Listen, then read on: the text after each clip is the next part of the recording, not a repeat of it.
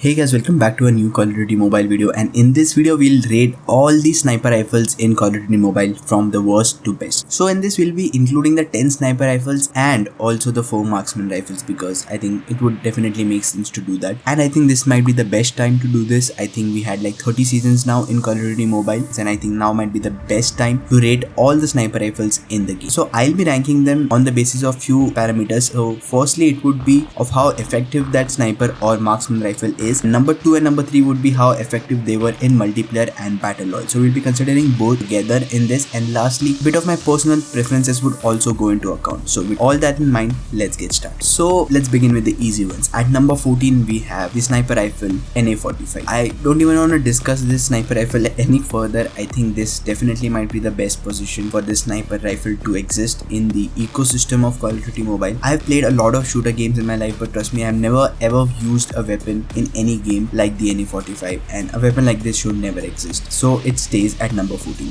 At number 13 we have the marksman rifle MK2. Again, the problem with this marksman rifle is it was never really into the meta, neither it was one of my favorite weapons to use in the game. It never really could compete in battle royale, neither in multiplayer, so this one stays at number 13. At number 12 we have the SPR. I'll be honest, I actually liked XPR a lot when it came out. I tried using it in BR and it was very effective, but again not a match to the best bolt action snipers in the game. Same is the case with multiplayer. It's really fun to use in multiplayer, but TLQ, Arctic 50, Locust, these definitely dominated, which never really gave the marksman rifles a chance to be among the meta. SPR was good, but still not among the best, stays at number 12. At number 11 we have Kilo Bolt Action or the Kar 98. Again, just like the SPR, I enjoyed using this weapon also a lot, but again the range and the damage of the bolt action marksman rifles in general is really lackluster, which is why it's not even that effective to use it. When these marksman rifles came in, somewhere in the third cycle, I was low-key hoping that the bolt action snipers get a nerf or these marksman rifles get a buff so that they make it into the meta, but this thing never happened. So unfortunately Kar 98 stays at number 11. At number 10 we have the SVD.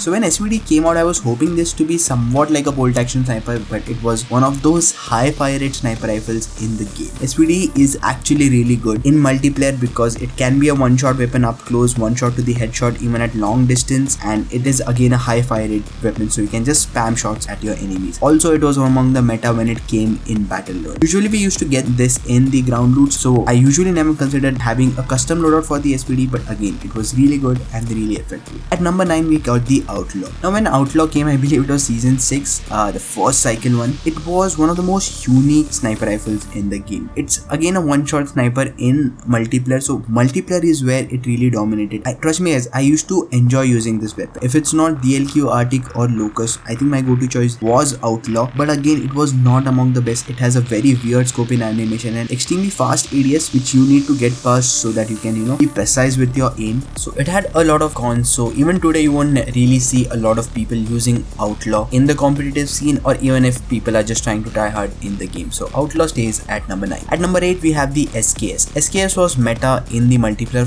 for the last 5 to 6 seasons. I think even before that, because it was one of the most unique weapons in the game. It was one shot one kill to the head in multiplayer and two shot to the body, and it was one of the most dominating marksman rifles in battle royale, especially after we got the new health system, because its fire rate was so high and you can just spam shot at your enemies. Stays at number 8. At number 7 we have the XPR50. Trust me guys, if you just technically ask me right now which is the better weapon among SKS or XPR, I would say SKS is way better. The only reason why I'm putting XPR at number 7 is one of my favorite memories using XPR was in battle royale when I used to just experiment different weapons in the game. I'm talking about a time when we did not have the new health system. Back in the time XPR was very lethal, and one of the reasons why I'm adding this is one of my favorite clutch that I got in Call of Duty Mobile battle royale. It was 1v4 for the win in the end, and I was using XPR in the end, and that was one of my favorite moments ever in Call of Duty Mobile. So that one specific clutch is one of the reasons why I'm putting this above any other sniper rifles that I just mentioned previous. XPR50 at number 7. At number 6 we have the Koshka. Right now if you ask me which is the best sniper rifle alongside DLQ in multiplayer, I would say it is Koshka. One of the reasons being it is almost one shot one kill anywhere in the upper body. It has a slightly slow ADS than DLQ, and it has a weird scope just like the SVD. I think that's the reason why Koshka is lacking, but so few of the drawbacks that I just mentioned get past this. Trust me, Koshka is a real good sniper rifle. Okay, so let's move to the top 5 now, and it's now going to get interesting.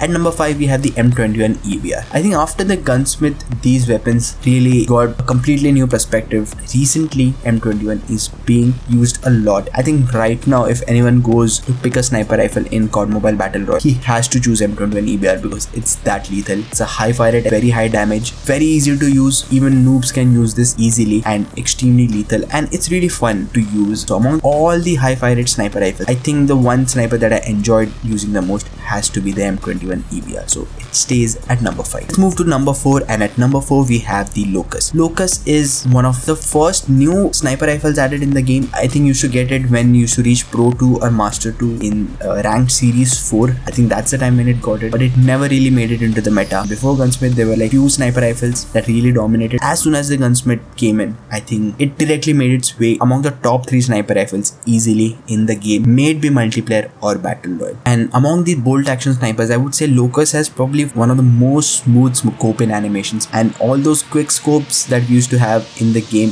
before the sniper rifles got a slight nerf. I think one of the best go-to choices of anyone had to be the Locust, and even it was one of the best sniper rifles among the custom loadouts in battle royale. So it stays at number 4. At number 3 would be the Arctic 50. In the early season, I'm like talking about pre-Gunsmith. I think pre-Gunsmith era was a different era altogether, but if there was one sniper rifle which dominated pre-Gunsmith and post-Gunsmith, I would say it's the Arctic 50. If you just consider multiplayer, I think alongside DLQ, the second go-to choice of any pro player had to be Arctic 50. Even after Gunsmith, it was really good in multiplayer, and also Arctic 50 was really good in battle royale pre and post Gunsmith. Imagine we have that one unique mythic version of a sniper that we get only through custom loadouts, and I'm talking about the Arctic 50, the one with the thermal scope. And Arctic 50 is the only one which actually has that unique version with a thermal scope. No other sniper rifles has it. Considering all these things together, I think it would be really fair to put Arctic 50 at number 3. Let's go to the number 2, and at number 2 we have the Ritek AMR sniper rifle. Trust me guys, Arctic 50 should have been at number 2 according to me, but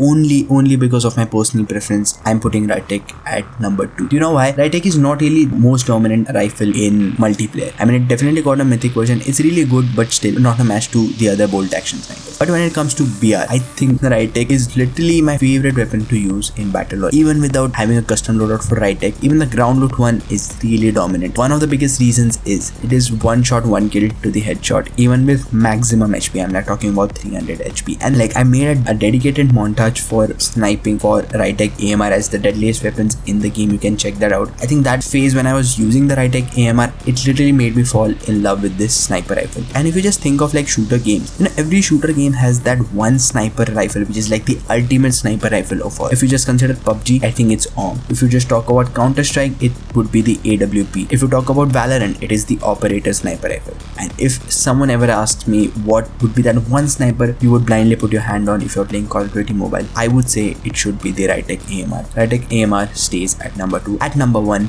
we have the DLQ. If you tell me which is the one sniper rifle which has been effective since the first day of Call of Duty Mobile till date, I think it has to be the DLQ. Pre-Gunsmith, post-Gunsmith, in multiplayer, it's extremely dominating. You know, like when you just started sniping Call of Duty Mobile for the very first time, you remember playing Kill House and just, you know, trying to snipe and then trying out different maps. I think the sniper rifle that majority people have in their hands has to be the DLQ. It was really good in Battle Royale as well. Not extremely effective right now, but still very fun to use in BR as well. And when it comes to multiplayer, initially I'll be honest, I was not a fan of snipers that much, but later on when I got 90 FPS, that's when the gameplay in multiplayer became really smooth and I enjoyed sniping a lot. And one of the best clips on this channel, one of the best videos according to me, if you ask me, on my channel, was me facing the invisible, which was like a glitch back in the time. And in that video I was using that DLQ and I was dominating. DLQ hands down is the undisputed king of sniper rifles in Call of Duty Mobile, and there is no arguing this. So that would be all guys. That was my list, rating all the sniper rifles and marksman rifles from the worst to the best in the last 30 seasons of Call of Duty Mobile. Let me know in the comment section what would be your list as well. Trust me guys, I'm really excited to know your list as well. At least let me know the top 5 sniper rifles according to you, like the top 5 GOAT sniper rifles of all time in Call of Duty Mobile. So I hope you enjoyed this video. Make sure to drop a thumbs up if you really enjoyed it, and do consider subscribing if you like the content that I make, and do share this with your